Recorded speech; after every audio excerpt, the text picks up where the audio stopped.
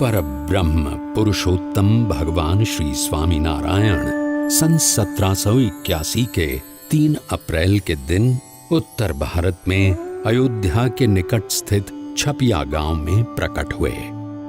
उन्होंने बाल घनश्याम के रूप में अनेक दिव्य लीलाओं से सभर अपने बचपन का कुछ समय छपिया में बिताया और कुछ समय अयोध्या में बिताया। और एक दिन अनंत जीवों के कल्याण हेतु यात्रा करने के लिए उन्होंने रूप धारण किया नीलकंठ वर्णी का। नीलकंठ वर्णी संसार के सारे बंधनों को त्याग कर 29 जून सन 1792 की रात को अयोध्या से निकल पड़े। जीव प्राणी मात्र के कल्याण के लिए शुरू हुई उनकी इस अद्वितीय कल्याण यात्रा के प्रथम लगभग 4 महीनों में उन्होंने अयोध्या से अमरपुर, नैमिषारण्य, बरेली, नारदवन, हरिद्वार, श्रीपुर, गुप्तकाशी, त्रियोगी नारायण और गौरी कुंड आदि स्थानों से होते हुए केदारनाथ की यात्रा की। केदारनाथ से सीधे बद्रीनाथ जाने का अति विकट रास्ता पार करके उन्होंने बद्रीनाथ की यात्रा की और शीत ऋतु में बद्रीनाथ से ज्योतिर्मठ होते हुए नीलकंठ वर्णी मानसरोवर की ओर बढ़ चले।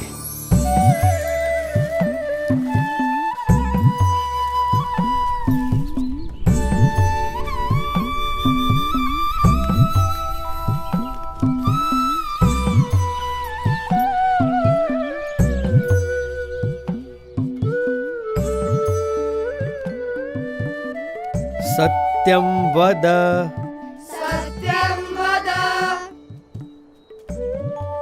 धर्मं चर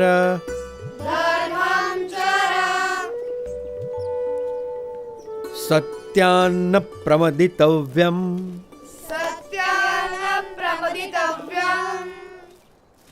धर्मान्न प्रमदितव्यम्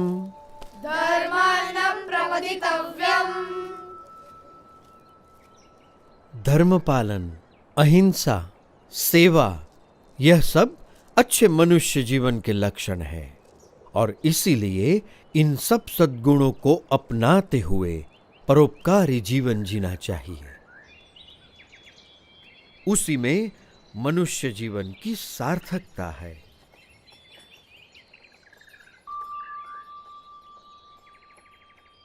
बड़े ध्यान से सब सुन रहे हो। क्या समझ में आ रहा है? कुछ प्रश्न हो तो जरूर पूछना, झिझकना मत। निस्वार्थ सेवा भावना और सदाचार में कोई बुराई नहीं है, पर केवल सत्वगुणी प्रवृत्तियों से ही जिया गया जीवन परम कल्याण के लिए पर्याप्त है। जन्म से लेकर मृत्यु तक यदि केवल इन सब में ही जीवन व्यतीत हो तो स्वयं का कल्याण कैसे होगा?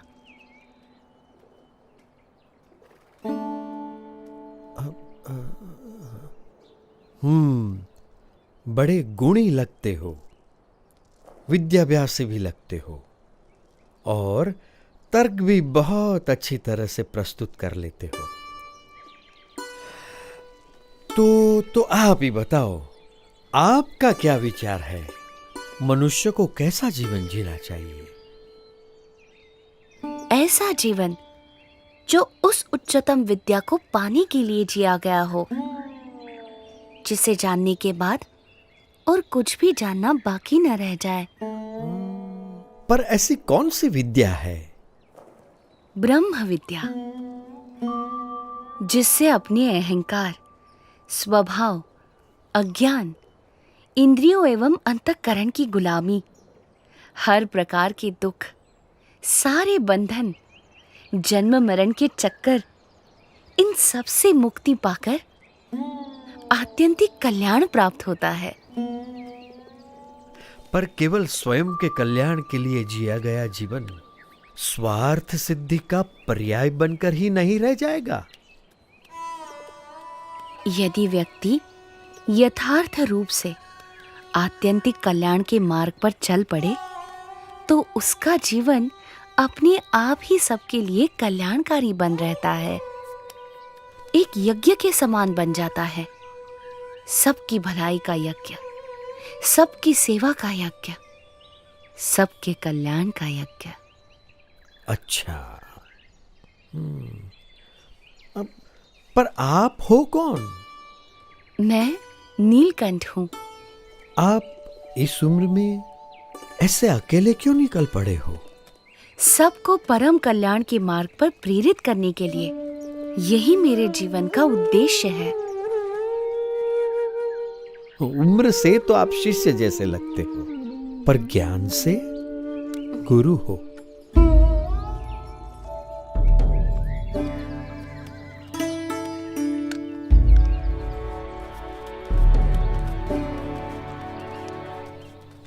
प्रणाम।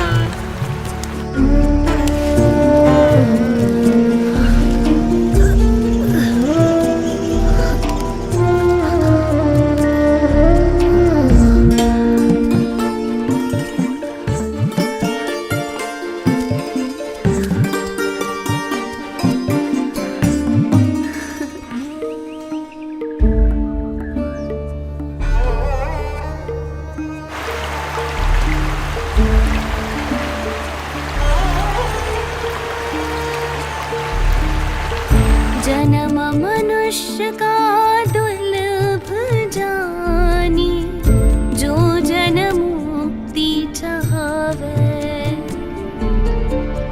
ममारु सम संतन संगे, परम मुक्ति को पावे।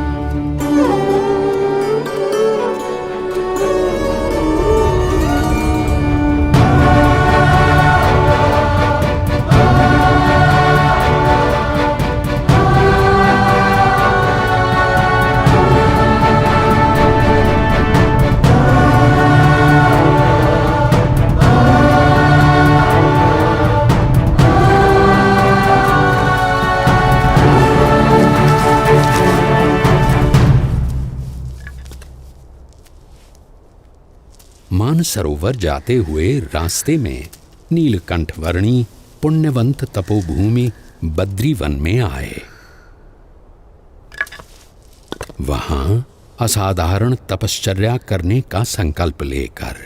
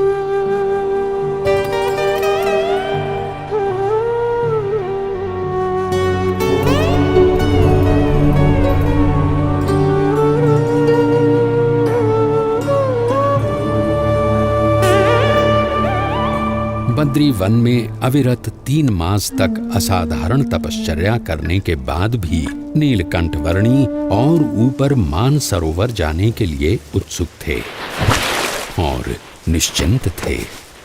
और यहाँ नीचे ज्योतिर्मठ में बद्रीनाथ मंदिर के पुजारी जी चिंतित थे। पुजारी जी, ऐसा हिमप्रपात तो हर साल शीत ऋतु में होता रहता है, आप इतने चिंतित क्यों हो गए? क्योंकि इस साल शीत ऋतु में एक नन्हा बालक मानसरोवर की ओर चल पड़ा है। हमें यहाँ इतनी संरक्षित जगह पर रहते हुए भी चिंता हो जाती है, तो उसे वहां कितनी चिंता होती होगी, कितना डर गया होगा वो। जिस भूमि पर शीत ऋतु में खड़ा रहना ही मुश्किल है, वहां अपनी यात्रा कैसे करता होगा वो। बर्फ के वीरान रेगिस्तान में केवल 11 साल का मासूम अकेला।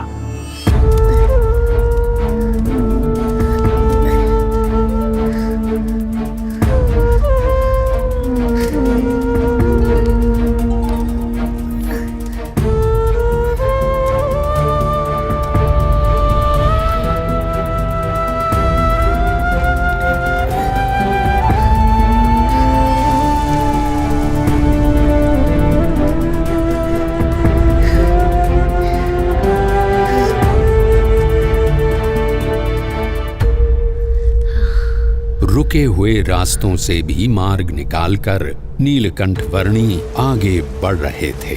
जहां ठंड से लड़ते लड़ते सूरज की किरणें भी हार जाती थीं, वैसे बर्फ के रेगिस्तान में सूरज से भी अधिक देदीप्यमान रहते हुए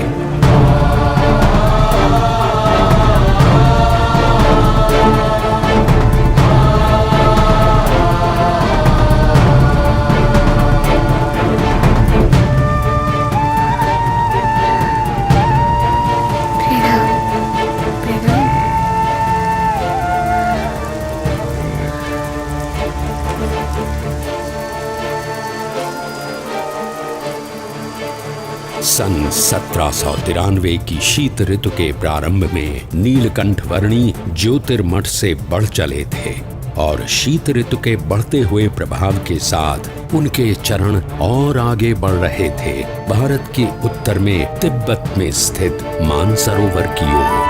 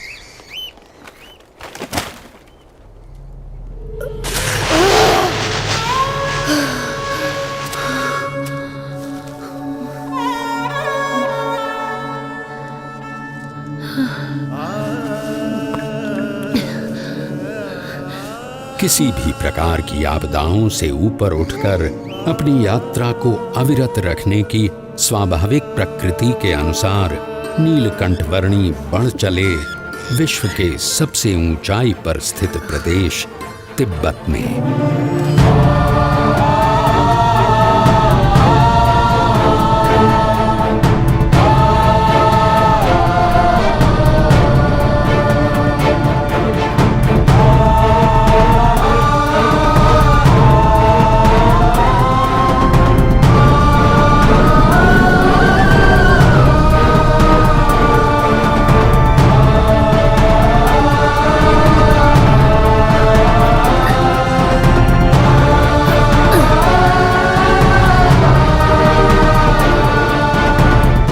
मानो कोई भी विपत्ति ऐसी बनी ही नहीं थी जो नीलकंठवर्णी के सदा आगे बढ़ रहे चरणों को रोकने में समर्थ हो।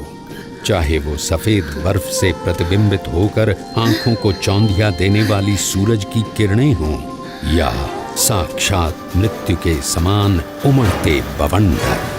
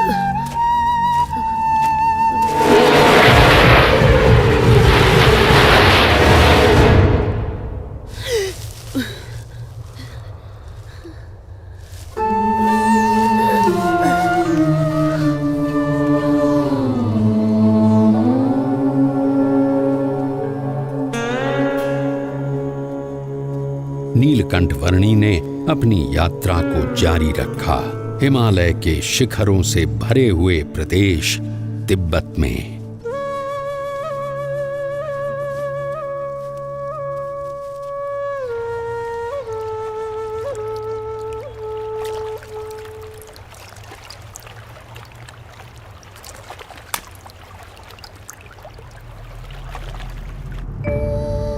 हिमालय के उत्तुंग बर्फीले पर्वतों का विश्व तिब्बत, जिसकी औसतन ऊंचाई 16,000 फीट है और जो विश्व की छत कहलाता है, वहां शीत ऋतु में 0 से नीचे 40 अंश तक के तापमान में नीलकंठवर्णी अकेले मानसरोवर की ओर बढ़ रहे थे।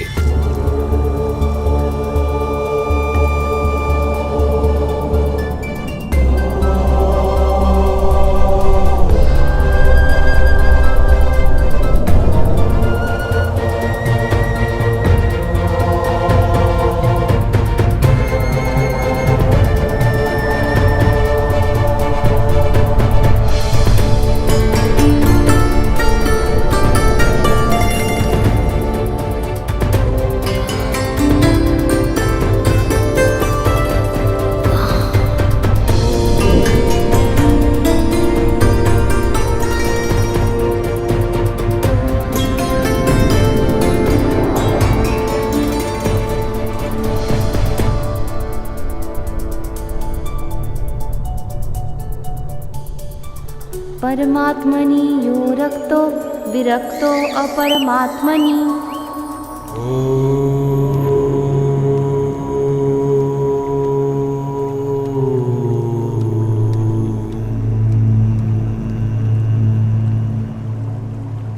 ज्योतिर्मठ से मानसरोवर की यात्रा शुरू करने के लगभग 4 महीनों के समय में नीलकंठवर्णी आ पहुंचे कैलाश पर्वत के निकट स्थित क्षेत्र में।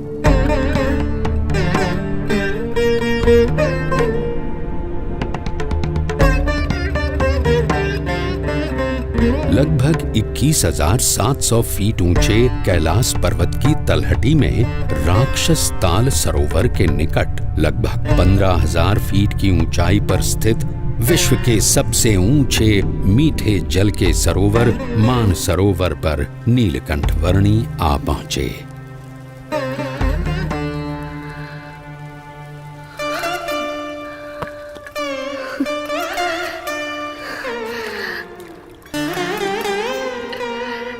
मानस क्षेत्र की प्राणघातक शीत ऋतु में नीलकंठ वर्णी ने संकल्प किया लगभग 320 वर्ग किलोमीटर में फैले हुए मानसरोवर की लगभग 88 किलोमीटर लंबी परिक्रमा करने का।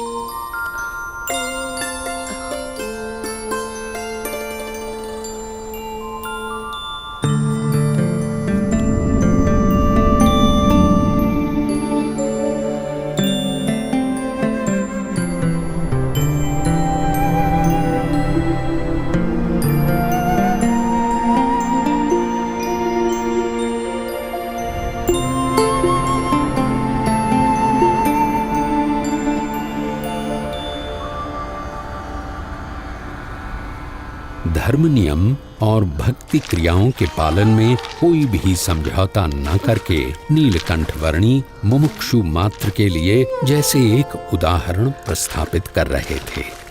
जहां शीत ऋतु में पीने के लिए भी पानी की व्यवस्था उपलब्ध नहीं थी, वहां भी स्नानादिक नित्य नियमों का पालन करते हुए भक्ति पूर्वक नित्य पूजा के नियम को भी दृढ़ रखते हुए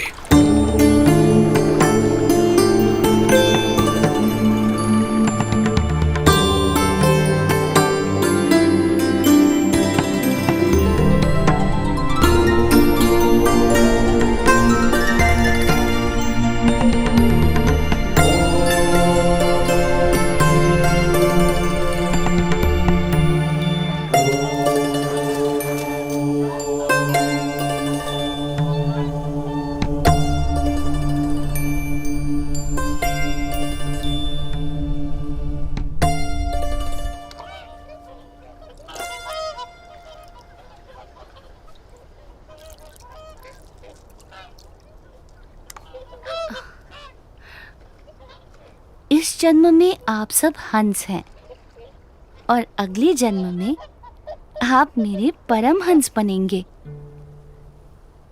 इस जगत में साधुत्व के जो परम विशिष्ट आदर्शों का सृजन होगा, उसका आप सब हिस्सा बनोगे। पश्चिम दिशा में मुमुक्षु मेरी प्रतीक्षा में है। भविष्य में वहां मेरा कार्यक्षेत्र होगा। समय आने पर आप सबको वहां मनुष्य जन्म मिलेगा। मैं वहीं आपको मिलूंगा।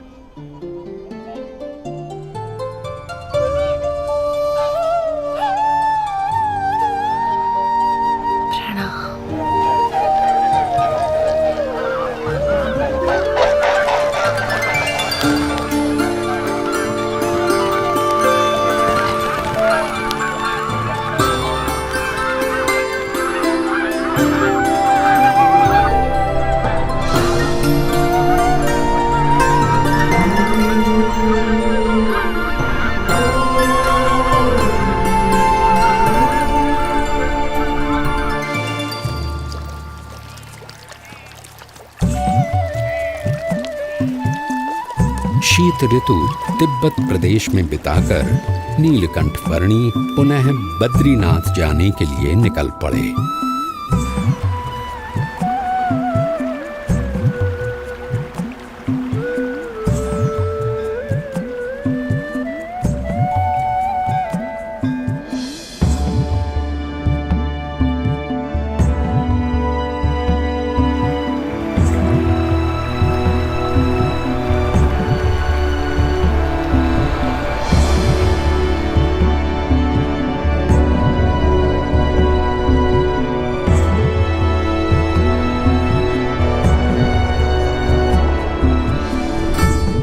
अलकनंदा नदी के किनारे स्थित बद्रीनाथ में नीलकंठ वर्णी पुनः आ पहुंचे।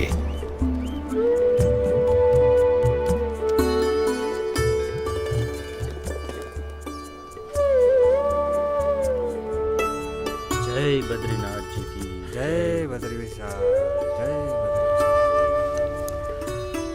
ओ पुजारी जी आ गए।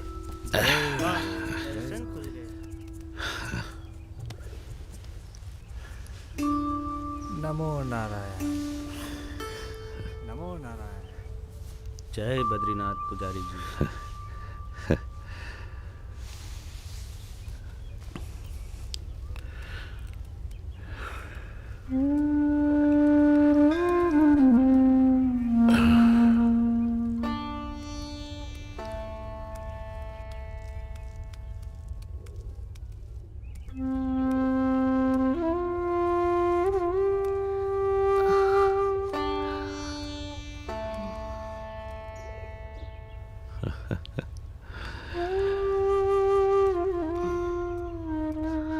नीलकंठ वर्णी,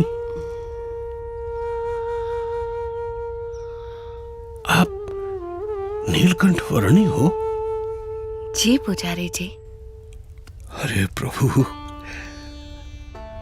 जब भी आपको याद करता था तब चिंता होती थी कि आप किस हाल में होंगे, जीवित भी होंगे या नहीं। जाते समय मैंने आपको कहा था ना कि मैं आपसे फिर मिलूंगा, सो आ गया। परंतु आपका शरीर?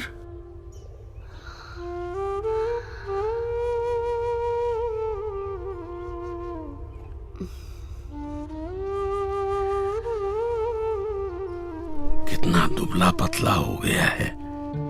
चलिए, सबसे पहले कुछ अन्न ग्रहण कर लीजिए। आइए प्रभु, पधारिए। यहां से चलिए प्रभु, इस तरफ से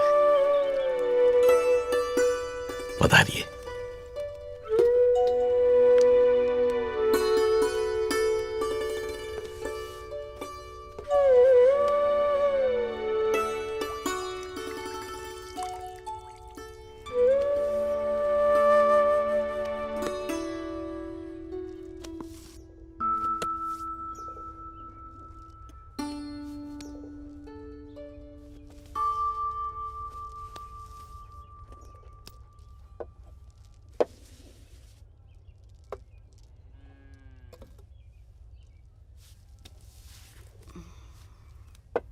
मानसरोवर जाने से पहले अंतिम भोजन आपके वहां ज्योतिर्मठ में किया था, और वहां से लौटकर प्रथम भोजन भी आप ही के यहाँ कर रहा हूं। अकल्पनीय। वहां ऊपर 6 महीने तक आप क्या खाकर जीवित रहे? वायु।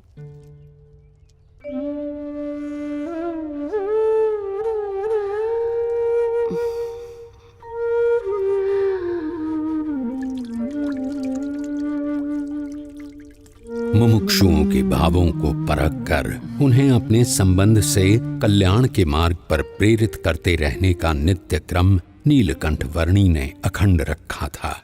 उनके साथ उनकी जगहों पर उनके ही जैसे बनकर रहते हुए इस दुर्लभ मनुष्य जीवन का उपयोग परम कल्याण के लिए होना चाहिए, नाशवंत भौतिक सुखों के लिए नहीं। और कभी प्रत्यक्ष रूप से साथ रहने का योग ना रहे तो अपनी स्मृतियों और वचनों के सहारे कल्याण के मार्ग पर चलते रहने का सुयोग करवाते हुए। प्रभु, आपने कहा था कि आपकी यात्रा कल्याण के लिए है, परंतु आपकी इतनी कष्टदायक यात्रा से किसी का कल्याण कैसे होगा? इस पृथ्वी पर जगह जगह पर अनेक मुमुक्षु हैं जो सच्चे भक्ति भाव से साधना कर रहे हैं। मुझे यात्रा करके उनसे भेंट करनी है, उन्हें कल्याण के मार्ग पर प्रेरित करना है। दूसरों के कल्याण के लिए स्वयं पर इतना कष्ट? नीलकंठ, आपकी यात्रा सच में कल्याण यात्रा ही है। मेरा परम सौभाग्य कि मुझे आपकी सेवा का अवसर मिला। मेरा ध्यान रखने के लिए आपका भी धन्यवाद। आप अपना विशेष ध्यान रखिएगा नीलकंठ वर्णी। शुभम भवतु। प्रणाम।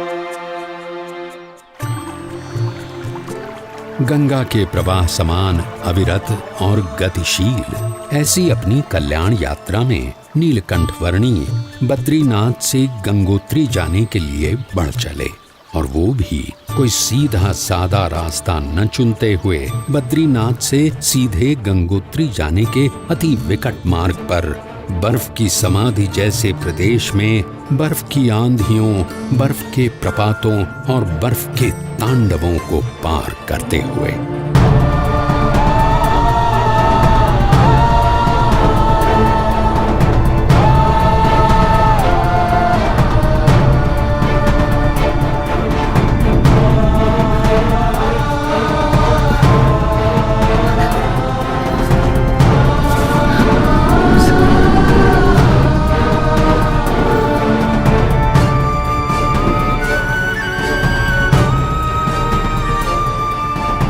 नीलकंठ वर्णी गंगा जी के उद्गम स्थान गौमुख आ पहुंचे।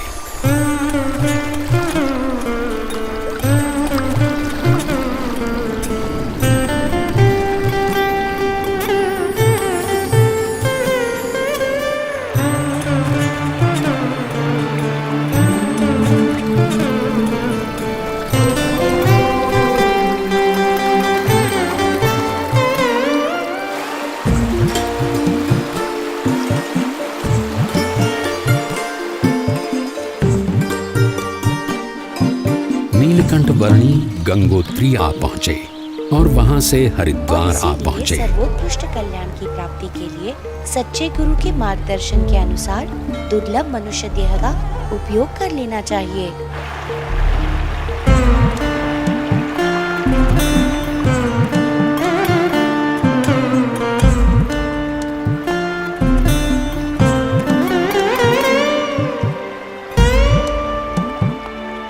बहुत बारिश होने वाली है, जल्दी घर चलो चलो बाबा, जल्दी घर पहुंचा। चल भाई चल।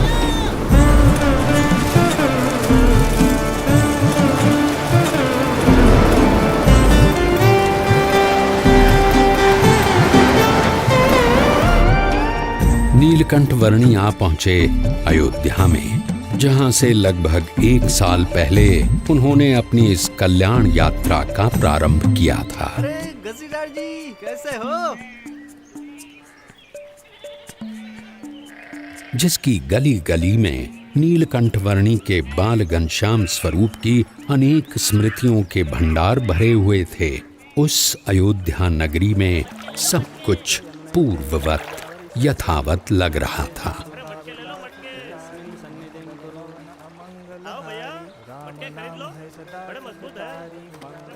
अरे भाई इधर उधर मत देखो, काम में ध्यान दो। ये मेरे सर पे रख दो। अब जाओ। क्या सोच में पड़े हो महाराज? हाँ?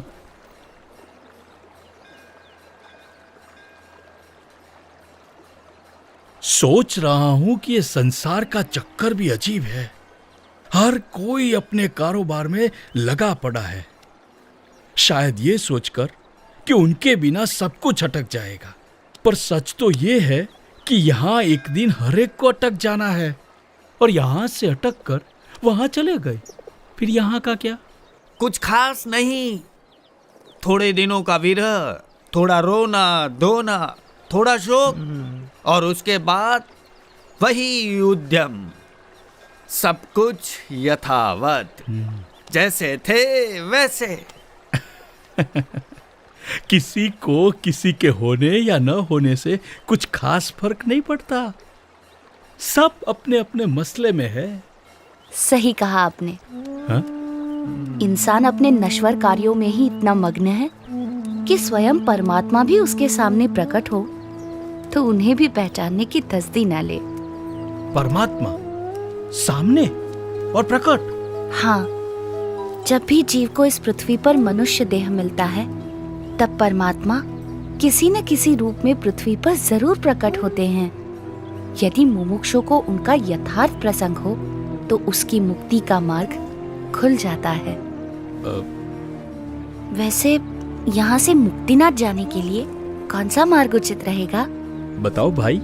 यहाँ से उस तरफ वंशीपुर है, और वहां से उत्तर पूर्व दिशा में नीलगिरी पर्वत की ओर बढ़ते चलिए।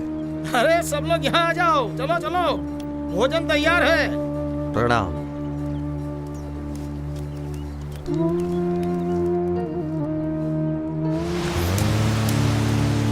नीलकंठ वर्णी ने लगभग 1 साल पहले अयोध्या से अपनी कल्याण यात्रा का प्रारंभ करते हुए सरयू नदी में कूदकर उसे पार करके जाने का मार्ग अपनाया था, और आज अयोध्या से मुक्तिनाथ की ओर जाने के लिए भी उन्होंने वही मार्ग अपनाया।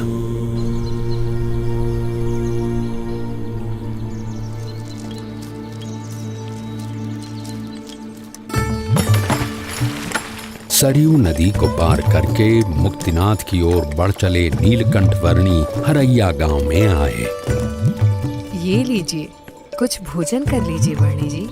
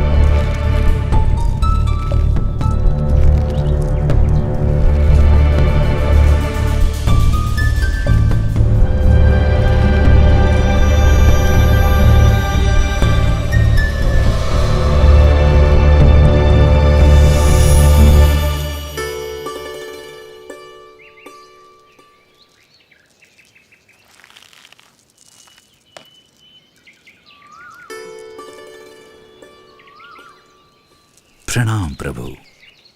बड़ी दिव्य और असाधारण प्रतिभा है आपकी। शायद आप वही है जिनकी भक्ति हम करते हैं, जिनके आशीर्वाद से हमारा राज्य, हमारा संसार चलता है। आपके आगमन से मेरे राज्य की धरती तो पावन हो ही गई है। अब कृपया मेरे राजभवन में पधार कर उसे भी धन्य कीजिए। आपके और आपके परिवार के बलिष्ठ संस्कार हैं, इसीलिए मैं आपके वहां जरूर आऊंगा।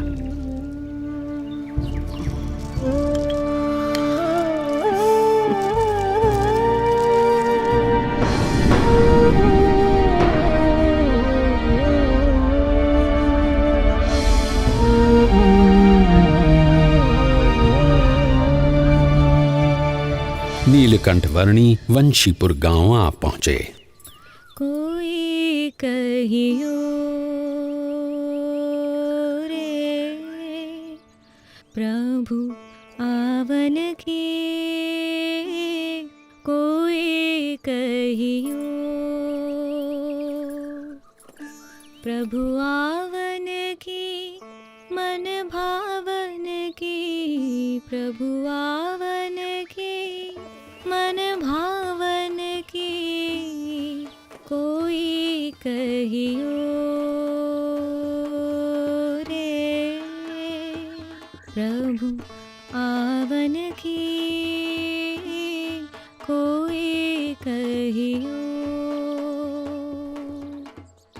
आपन आवे लिख नहीं भेजे, बान परी ललचावन की, आपन आवे लिख नहीं भेजे, बान परी ललचावन की, ये दो नैना कहो नहीं माने, ये दो नैना कहो नहीं माने, नदियाँ बहे जैसे सावन की, नदियाँ बहे जैसे सावन की, कोई कहियो। ये महाराज पैदल चलकर क्यों आ रहे हैं? हाँ? और घोड़े के ऊपर कौन बैठा है? देखूं तो महाराज पैदल, अवश्य ही कोई विशिष्ट अतिथि होंगे।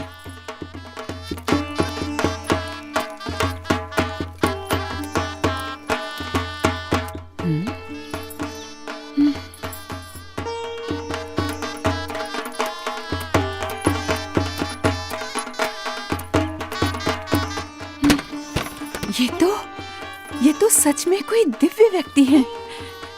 सब चलो, उनके स्वागत की तैयारी करो। जी महारानी जी।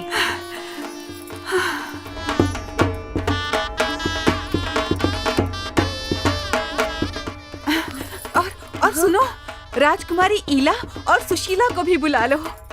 जरूर महारानी जी।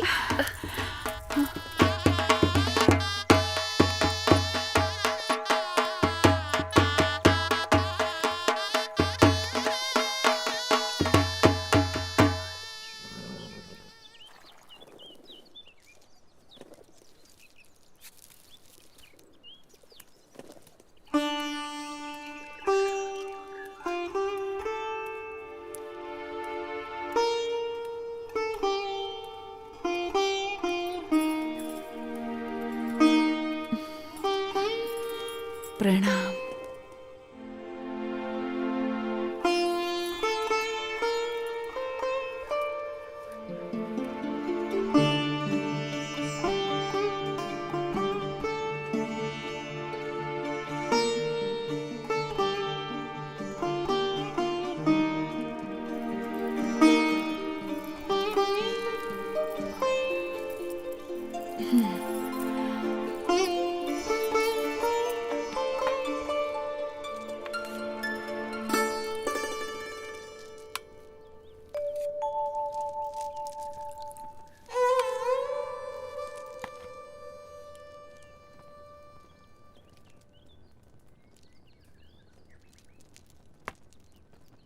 वर्णी जी, हमारे राजा धर्म पालन के आग्रही है और उसके फलस्वरूप उनके ऊपर ईश्वर की इतनी कृपा है कि उन्हें इतनी प्रतिष्ठा, इतना मान सम्मान, इतनी धन दौलत, इतना वैभव, ऐसा श्रेष्ठ भोजन, सब कुछ प्राप्त है।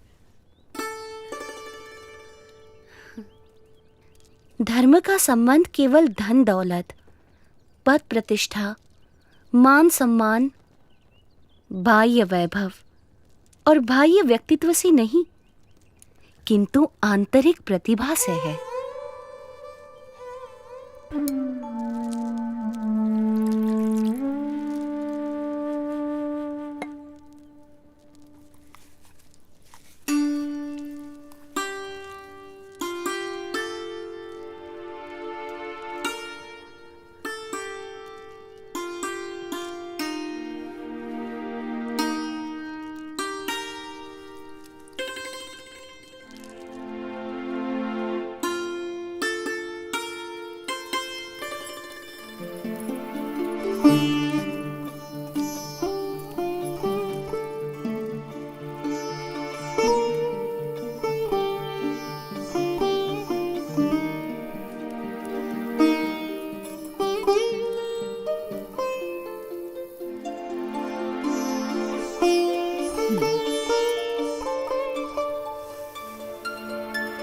प्रभु, हमारा कोई पुत्र नहीं है।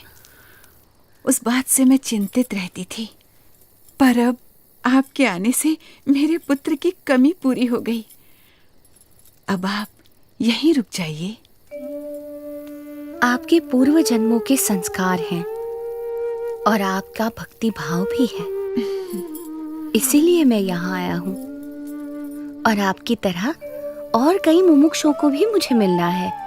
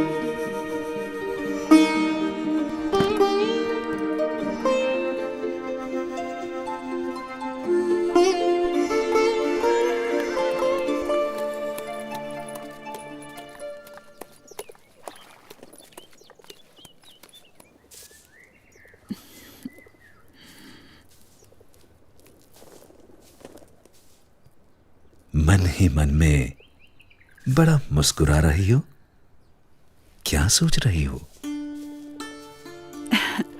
सोच रही हूँ, नीलकंठ वर्णी कितने महान व्यक्ति हैं। सरल जीवन और उच्च विचार।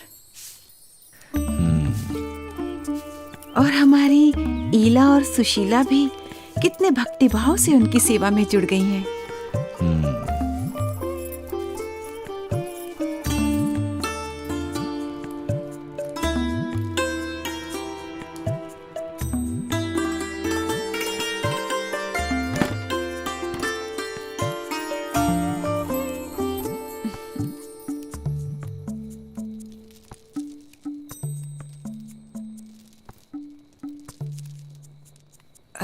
नीलकंठ वर्णी, कई दिनों से आप हमारे साथ हमारे स्वजन की तरह ही बस रहे हैं।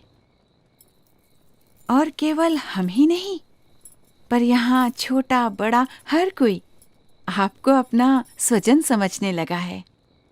सभी को आपसे लगाव हो गया है। इतने दिनों से आपका जीवन निकट से देखकर हमें प्रतीति है कि आप कोई असाधारण दैवी तत्व हैं, साक्षात परमात्मा हैं।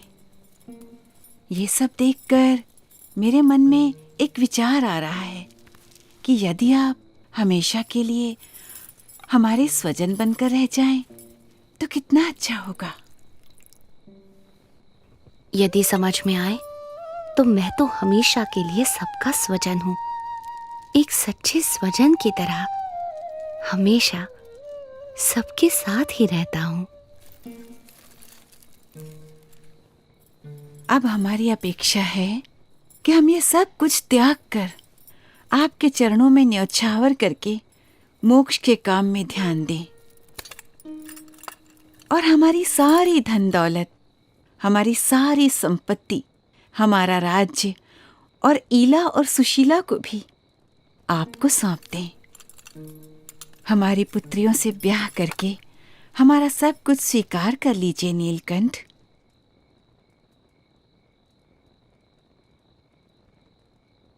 आप तो साक्षात परमात्मा हैं। आपसे अच्छा पति हमारी पुत्रियों को कहाँ मिलेगा? माते, जो सबका स्वजन है उसे केवल अपना बना लेना चाहती हैं। मैं आप सबको सारे बंधनों से मुक्त करना चाहता हूँ और आप मुझे ही ये सब बंधनों में बांधना चाहती हैं। बेटा, अभी जवानी फूटी नहीं है, इसलिए ऐसी बातें कर रहे हो। पर जब जवान हो जाओगे तब स्त्री सुख के बिना रह नहीं पाओगे। जब स्त्री सुख के लिए तड़पोगे तब एहसास होगा कि ऐसी सुंदर कन्याओं और ऐसे राज्य का प्रस्ताव ठुकरा करके तुमने बहुत बड़ी भूल कर दी। पर तब यह मौका निकल चुका होगा। क्षमा कीजिएगा, पर आप मोह में अंध होकर मुझे जानते हुए भी मेरा असली स्वरूप भूल रहे हैं।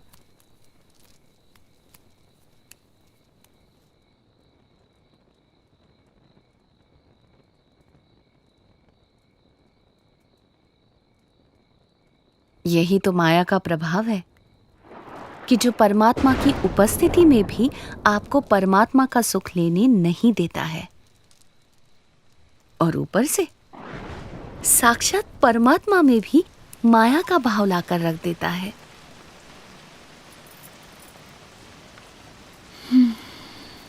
माँ, पिताजी, ये नीलकंठ वर्णी तो निर्लेप है, निर्विकारी है। ये सब मोह माया से परम सुख के दाता स्वयं परमात्मा हैं। वे ऐसे क्षुल्लक लौकिक सुखों में क्यों बंधेंगे? हाँ माँ, मोह से मुक्त होकर और हमारी चिंता छोड़कर नीलकंठ वर्णी की महिमा को अंतर में दृढ़ रखो। हाँ बेटा।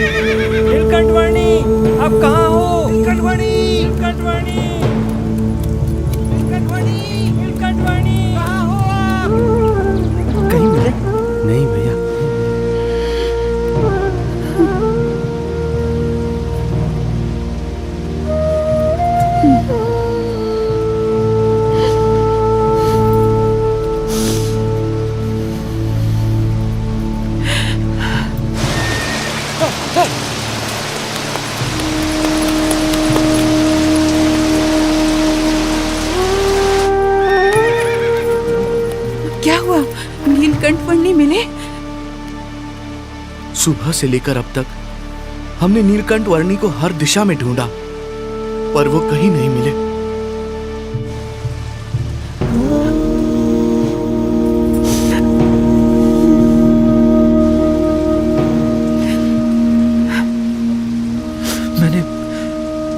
मैंने दूर दूर तक ढूंढा, पर नीलकंठ वर्णी नहीं मिले।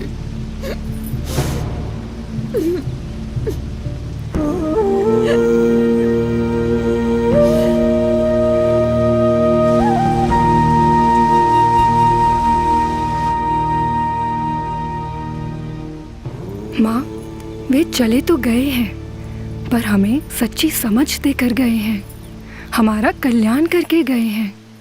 उन्होंने कहा था ना कि उन्हें तो अभी अनेक मनुष्यों का कल्याण करना है। हाँ। हाँ। वे कहते थे ना कि यदि समझ में आए तो एक सच्चे स्वजन की तरह वे हमेशा सबके साथ ही रहते हैं, वैसे ही वे हमेशा हमारे साथ रहेंगे। हाँ बेटा।